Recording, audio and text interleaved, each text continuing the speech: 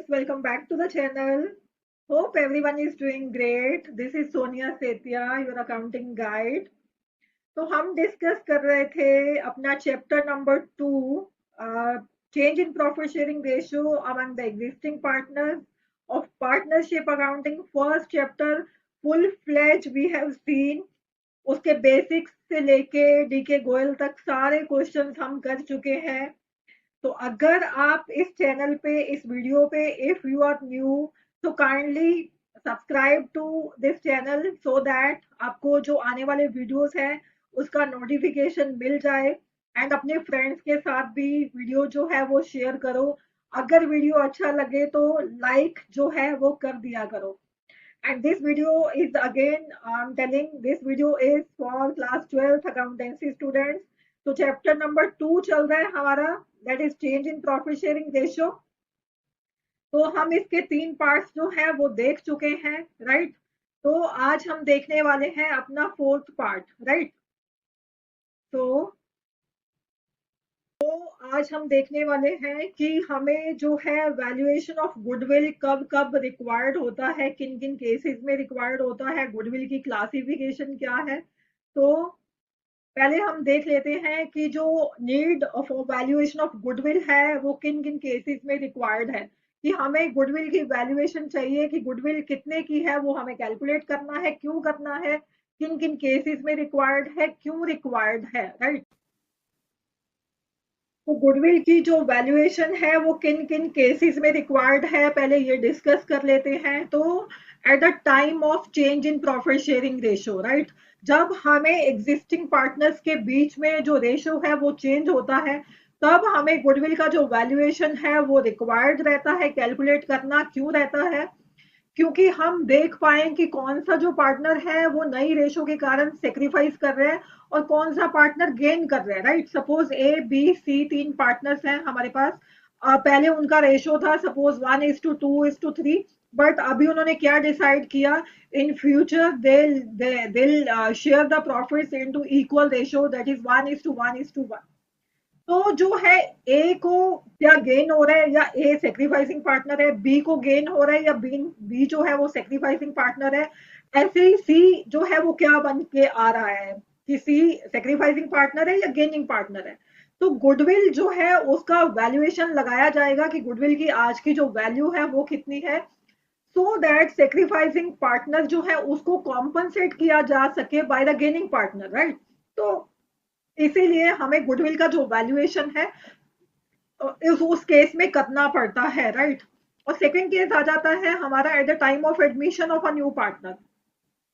Suppose हमारे पास 3 partner थे A B and सी, और डी जो है एक नया पार्टनर वो एडमिट करना चाह रहे हैं। तो सपोज डी आ रहा है 1/4 शेयर के लिए, राइट। तो जो डी है उसको ऐसे ही थोड़ी वो जो प्रॉफिट्स है उसका मजा वो ले पाएगा। जो इतने सालों की मेहनत से हार्डवर्क से ए बी सी ने बिजनेस खड़ा किया, गुडविल जो है वो जनरेट किया, गुडविल बिल्ड अप किया, अपना जो है उसमें हार्डवर्क अपने एफर्ट्स डाले इतने सालों से। तो डी जो है उसका जो शेयर है ऐसे ही थोड़ी उसको मिल जाएगा।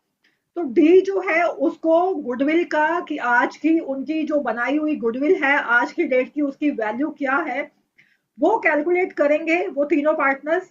तब वो बोलेंगे डी को कि आपको इतना गुडविल का शेयर जो है बिजनेस में लेके आना पड़ेगा other than the capital, right.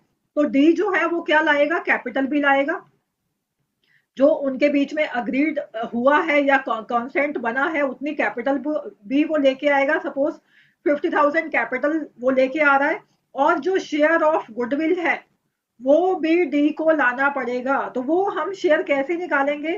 First of all जो गुडविल है उसका वैल्यूएशन निकाला जाएगा कि कितने की गुडविल है, उसका 1/4 के लिए अगर वो आ रहा है तो 1/4 पार्ट उसको उस गुडविल का भी लेके आना पड़ेगा। सपोज 50,000 की जो है 60,000 की सपोज गुडविल है और 1/4 उसका वो लेके आ रहा है, तो ये सपोज 10,000 बनता है, राइट। तो 10,000 उसको गुडविल के लिए भी वो अमाउंट जो है वो बिजनेस में लेके आना पड़ेगा, तभी उसको जो फ्यूचर प्रॉफिट्स है उसका वो एंजॉय कर पाएगा, राइट। नेक्स्ट है at the time of retirement और डेथ ऑफ अ पार्टनर। तो सपोज हमारे पास अभी हम रिटायरमेंट का केस लेते हैं, 3 पार्टनर थे ए बी एंड सी। सी जो है वो रिटायर होके बिजनेस से पार्टनरशिप फर्म से जा रहा है, राइट। तो जा रहा है तो ऐसे ही थोड़ी चला जाएगा, उसने सपोज 20 इयर्स लगाए, अपना खून पसीना जो है बिजनेस को दिया, एक ब्रांड वैल्यू क्रिएट करके दिया, एक गुडविल बना के दिया। तो उस गुडविल पे उसका भी तो जो हक है वो राइट है, बनता है ना। तो सी जब जाएगा वो बोलेगा कि मैंने इतने सालों से मेहनत करी है, तो मुझे जो गुडविल है उसका आज का वैल्यू जो है वो पता लगाइए और मुझे उसका भी शेयर दो, विद विद द कैपिटल। जो उसकी कैपिटल है, जो बाकी के उसके प्रॉफिट्स हैं, उसके साथ वो बोलेगा कि मुझे गुडविल का शेयर भी दिया जाए, राइट। तो हमें तब गुडविल की वैल्यूएशन जो है करनी पड़ेगी, so that we can provide the share of goodwill to the going partner, that is C, जब वो रिटायर हो रहा है। तो अब हम बात करते हैं डेथ ऑफ अ पार्टनर, कि सपोज हमारे पास वही हम एग्जांपल सेम लेके चलेंगे, ए बी सी हमारे पास पार्टनर्स थे, बी की जो है वो डेथ हो गई, राइट। बी को जो है डेथ हो गई, ये थोड़ी है कि आप उसके प्रॉफिट्स जो है, उसकी कैपिटल जो है वो उसके रख के बैठ जाओगे। वो उसके लीगल एयर्स को आपको देने पड़ेंगे, उसके जो रिप्रेजेंटेटिव्स हैं, उसकी जो फैमिली है, उसको वो सारा जो अकाउंट उसका क्रिएट करोगे आप, वो उसके अकॉर्डिंगली आपको उसके सारे प्रॉफिट, सारा कैपिटल और सारा जो है शेयर ऑफ गुडविल वो प्रोवाइड करना पड़ेगा, राइट। तो तब हमें कैलकुलेट, जब सी बी की डेथ हो गई, तब भी हमें कैलकुलेट करना पड़ेगा कि आज की डेट की गुडविल की वैल्यू क्या है, सो दैट जो सी जो बी की फैमिली है उसको आप उसका शेयर भी दे सको, गुडविल का जो शेयर है वो आप उसको दे पाओ। तब भी हमें रिक्वायर्ड होगा गुडविल की वैल्यूएशन, राइट। तो 4 केसेस हमने कर लिए। At the time of change of profit sharing ratio goodwill क्यों चाहिए, उसका वैल्यूएशन क्यों करना है। At the time of admission भी हमने देख लिया, जब आप नया पार्टनर एडमिट कर रहे हो तब हमें गुडविल का वैल्यूएशन क्यों करना है। थर्ड केस हमने देखा कि जब रिटायरमेंट या कोई पार्टनर रिटायर होके जा रहा है तब हमें वैल्यूएशन क्यों चाहिए। और जब किसी पार्टनर की डेथ हो रही है तो डिजीज पार्टनर के लिए हमें वो जो है गुडविल का वैल्यूएशन क्यों करना है, right. Next we have amalgamation, right? So suppose we have two firms, one is ABC and other is DEF, right? तो कुछ भी कारण की वजह से कि उनमें कंपटीशन था, टू अवॉइड दैट कंपटीशन वो मर्ज हो रहे हैं, वो एमलगामेट हो रहे हैं, वो बिजनेस कंबाइन करना चाहते हैं। तो तब भी डिफरेंटली डिस्टिंक्टली उनको देखना पड़ेगा कि हमारी जो फर्म की गुडविल कितनी है, हमारी फर्म की गुडविल कितनी है, सो दैट उनका जो एक कॉन्सेंट है वो बन पाए कि उनका जो फ्यूचर प्रॉफिट्स है उनका रेशो क्या रहने वाला है, राइट। सो सपोज एबीसी एक फर्म है, डीईएफ एक फर्म है, तो दोनों कंबाइन कर रहे हैं बिजनेस। तो हर एक फर्म को अपनी जो गुडविल की वैल्यूएशन है वो करनी पड़ेगी, राइट। कि आपकी गुडविल की वैल्यू कितनी है, हमारी गुडविल की वैल्यू कितनी है, सो दैट उनमें एक कंसेंट, एक अग्रीमेंट बन पाए कि हमारा जो फ्यूचर प्रॉफिट्स हैं वो कैसे रहने वाले हैं, right. Next we have when the partnership firm is sold.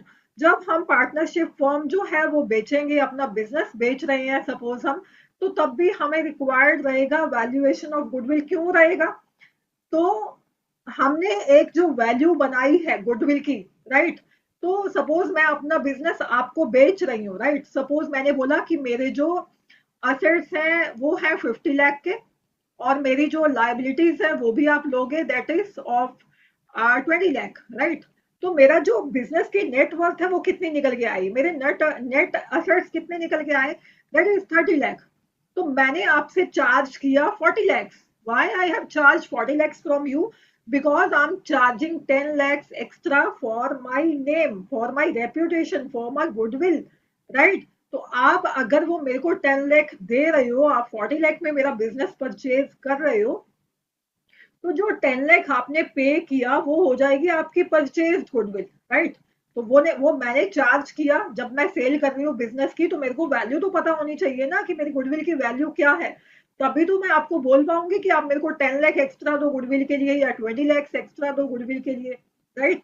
तो तब भी हमें गुडविल का वैल्यूएशन जो है रिक्वायर्ड रहता है। होप आपको बहुत अच्छे से समझ में आया होगा कि हमें जो गुडविल है उसका वैल्यूएशन कब कब करना पड़ता है और कैसे करना है और क्यों करते हैं हम, right.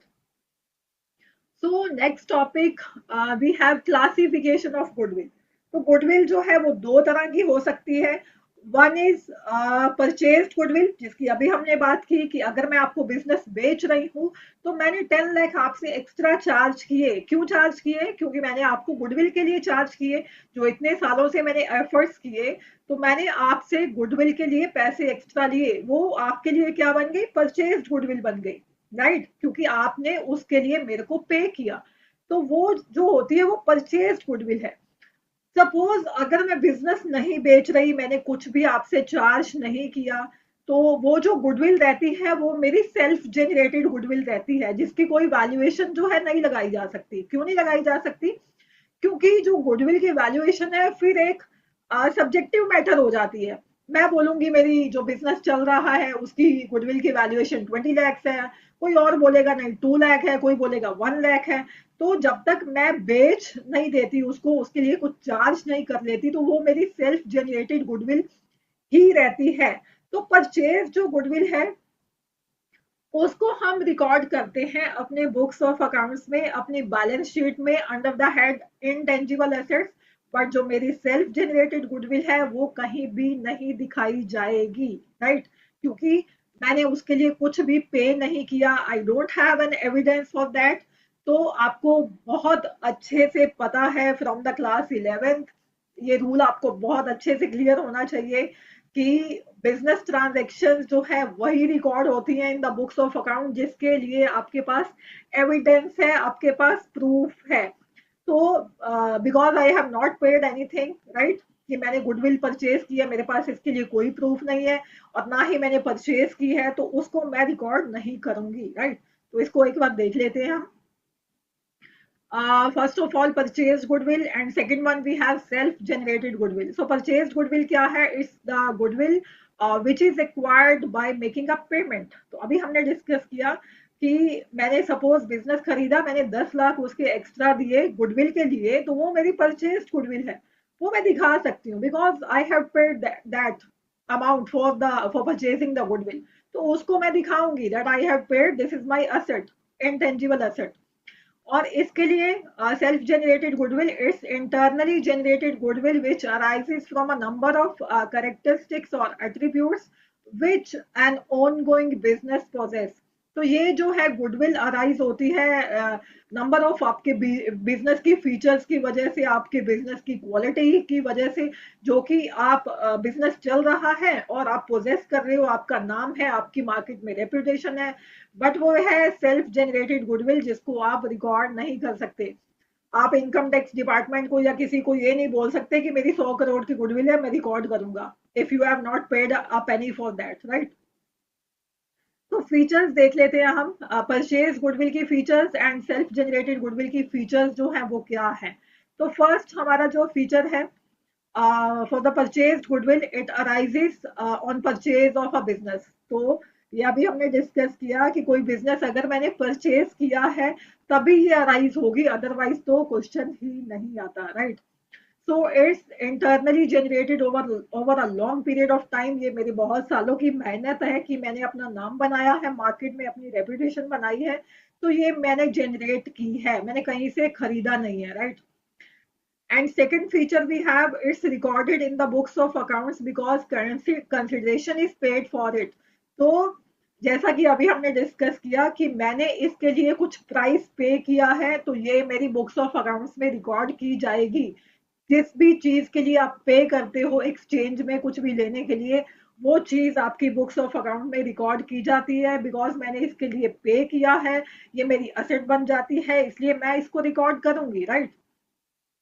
And self-generated goodwill, its valuation depends on the subjective judgment of the valuer. तो ये अभी हमने डिस्कस ये भी पॉइंट किया कि आप बोलोगे इसकी वैल्यूएशन इतनी है, मैं बोलूंगी 20 करोड़ है, तो ये एक सब्जेक्टिव मैटर हो जाता है जो कि चेंज करेगा, वेरी करेगा फ्रॉम पर्सन टू पर्सन। तो उसको तो रिकॉर्ड कर ही नहीं सकते जो हवा में हम बात कर रहे हैं, right. And third feature we have, it's shown in the balance sheet as an asset. तो बिकॉज ये मेरा जो है इंटेंजिबल एसेट है, गुडविल और भी इंटेंजिबल एसेट्स हमने काफी डिस्कस किए हुए हैं, जैसे कॉपीराइट्स होते हैं, पेटेंट्स होते हैं, राइट। तो उन सबका जो वैल्यू है हम इंटेंजिबल एसेट जो हेड होता है उसके अंडर दिखाते हैं। और थर्ड पॉइंट इसमें क्या है, सेल्फ जनरेटेड गुडविल में as per the accounting standards 26, Indian accounting standard 38, intangible assets का जो अकाउंटिंग स्टैंडर्ड है, it's not recorded in the books of account. तो जो AS 26 है वो हमें बताता है सारे के सारे rules regulations provisions intangible assets के। तो इनटेंजिबल एसेट जो है अकॉर्डिंग टू अकाउंटिंग स्टैंडर्ड 38 क्या कहता है कि आप जो सेल्फ जनरेटेड गुडविल है उसको आप रिकॉर्ड नहीं कर सकते। जो गुडविल के लिए आपने कंसिडरेशन पे किया है उसी गुडविल को आप रिकॉर्ड करोगे in your balance sheet under the head intangible assets, right. Hope the things are clear. आपको ये भी समझ में आ गया होगा कि जो क्लासिफिकेशन है गुडविल की वो क्या है, कौन कौन से तरह की जो गुडविल है हमारे पास होती है बिजनेस में। Next we have methods of goodwill. अब हम बात कर लेते हैं methods of valuation of goodwill. हवा में कुछ भी डिसाइड नहीं होता, हर एक चीज जो है कंपनीज एक्ट के अकॉर्डिंग चलती है, जो उन्होंने प्रोविजंस दिए, रूल्स दिए, हमें मेथड्स दिए, उसके अकॉर्डिंग हमें हर चीज अकाउंटिंग की कैलकुलेट करनी है, हर एक चीज रिकॉर्ड करनी है। तो गुडविल भी मेरे और आपके कहने से कुछ नहीं होगा। मैं बोलूंगी मेरे बिजनेस की जो गुडविल की वैल्यूएशन है वो 20 करोड़ है, आप बोलोगे नहीं 5 करोड़ है। तो ऐसे कुछ डिसाइड नहीं होता, राइट। तो हमें कंपनीज एक्ट ने कुछ मेथड्स दिए हैं, 3 मेथड्स दिए हैं, जिससे हम अपनी गुडविल की वैल्यूएशन जो है, वैल्यू जो है वो निकाल सकते हैं। First, we have average profit method, then we have super profit method, then we have capitalization method. तो एवरेज प्रॉफिट मेथड क्या कहता है ये देख लेते हैं हम एक बार। तो एवरेज प्रॉफिट में हमें क्या करना है, हमें कुछ नंबर ऑफ ईयर्स के प्रॉफिट जो है वो दिए होंगे।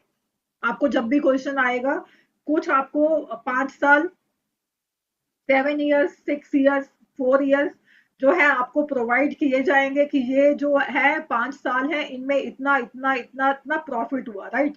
सपोज फर्स्ट ईयर में 50,000 हुआ, सेकेंड ईयर में 20,000 हुआ, थर्ड ईयर में 30,000 हुआ, फोर्थ ईयर में 40,000 हुआ और फिफ्थ ईयर में 60,000 हुआ, राइट। तो सपोज ये उन्होंने दे दिया कि पहले साल में सपोज 2019-20 में 21 में इतना हुआ, 22 में इतना हुआ, 23 में इतना, 24 में इतना, राइट।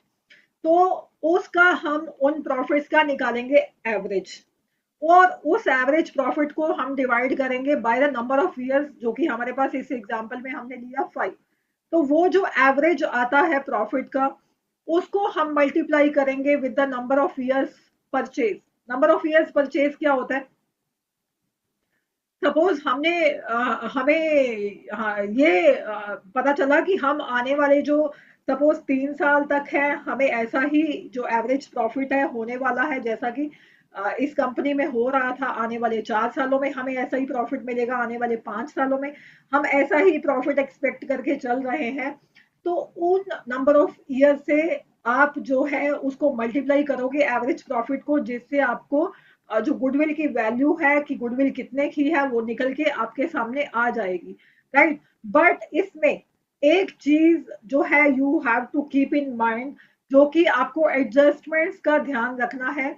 कई बार तो आपको सिंपल दे देगा कि इस 5 सालों का प्रॉफिट इतना है, इतना है, इतना है।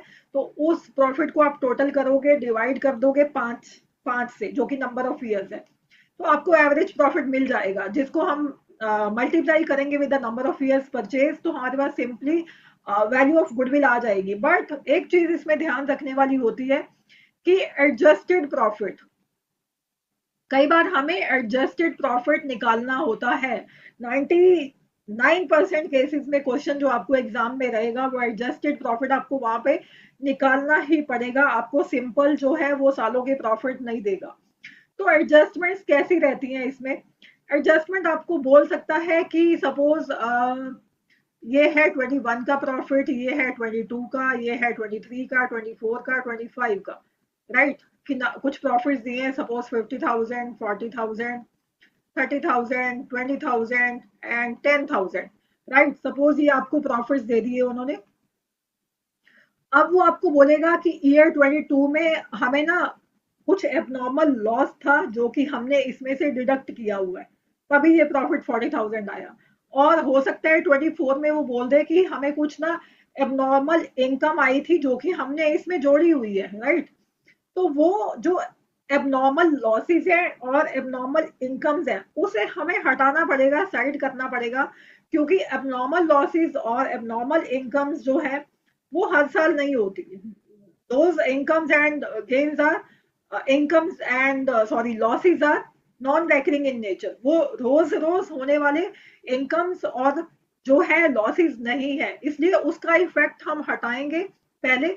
फिर जो हमारे एडजस्टेड प्रॉफिट आएंगे उसको हम उसकी एवरेज निकाल के चलेंगे, जिसको हम नंबर ऑफ ईयर्स परचेज से मल्टीप्लाई करेंगे। सपोज उन्होंने हमें बोल दिया ईयर 22 में कि जो ना यहाँ पे एबनॉर्मल लॉस हुआ था जो कि हमने डिडक्ट किया हुआ है, सपोज 5,000 का। तो हम उस एबनॉर्मल लॉस को क्या करेंगे, जोड़ देंगे, उसमें वापस से ऐड बैक कर देंगे, क्योंकि वो जो एबनॉर्मल लॉस इन्होंने डिडक्ट किया हुआ है वो हर साल थोड़ी होने वाला है। तो वो हम इसमें ऐड कर देंगे, तो अब नॉर्मल लॉस जो होगा वो आप ऐड कर दोगे। और 24 में सपोज उन्होंने बोला कि एक एबनॉर्मल इनकम थी जो कि 10,000 की इस प्रॉफिट में जोड़ी हुई है, तो उसका इफेक्ट आप हटाओगे, वो हर साल थोड़ी होने वाली है। तो उसको हम क्या कर देंगे, माइनस कर देंगे, -10,000। अब जो हमारा एडजस्टेड प्रॉफिट का टोटल आएगा वो प्रॉफिट हम लेने वाले हैं, जो कि हम बोलेंगे कि ये हमारा एक्चुअल में एवरेज प्रॉफिट है। उस एवरेज प्रॉफिट से हम नंबर ऑफ ईयर परचेज जो गिवन रहेगा उसको मल्टीप्लाई करेंगे, तो हमारा जो वैल्यू ऑफ गुडविल हमें मिल जाएगा, राइट। तो एवरेज प्रॉफिट अभी हमने देखा कि आप कैसे कैलकुलेट करने वाले हो, टोटल एक्चुअल जो एडजस्टेड प्रॉफिट है divided by the given number of years, उससे आप डिवाइड कर देते हो तो आपको एवरेज प्रॉफिट मिल जाता है। और एवरेज प्रॉफिट को आप नंबर ऑफ ईयर्स परचेज से मल्टीप्लाई करते हो तो आपको गुडविल मिल जाती है। तो इसी इसी का एक सब पार्ट रहता है हमारे पास weighted average profit method. Weighted average में आपको कुछ नहीं करना, जो आपने ये जो प्रॉफिट्स निकाले उसको हम ना एक वेट दे देते हैं। सपोज इस ईयर को वेट दे दिया 1 2, नेक्स्ट को 3 4 5, तो इन वेट से हम प्रॉफिट्स को मल्टीप्लाई करते जाएंगे, वो आ जाएगी हमारी वेटेड प्रोडक्ट। उस वेटेड प्रोडक्ट का हम टोटल करेंगे और डिवाइड करना है हमें नंबर ऑफ वेट से जो हमने वेट इनको दिए, ना कि नंबर ऑफ ईयर से। तो बस ये डिफरेंस रहता है। तो ये निकल के आ जाता है हमारा weighted profit, weighted average profit, जिसको हम नंबर ऑफ ईयर से परचेज से मल्टीप्लाई करेंगे और हमारी जो गुडविल है वो हमें उसकी वैल्यू मिल जाती है। तो इसके रिगार्डिंग हम अभी अपने नेक्स्ट वीडियो में देखने वाले हैं कि एवरेज प्रॉफिट मेथड जो है एक एग्जाम्पल के थ्रू हम कैलकुलेट करना सीखेंगे कि एवरेज प्रॉफिट मेथड अप्लाई करके हम जो वैल्यूएशन ऑफ गुडविल है वो कैसे करते हैं। होप आपको अच्छे से समझ में आया होगा। अगर समझ में आया, अच्छा लगे तो एक लाइक प्रेस कर देना, right. And meeting you in the next video, till then stay tuned, take care, goodbye, keep rising, keep shining, and thank you so much.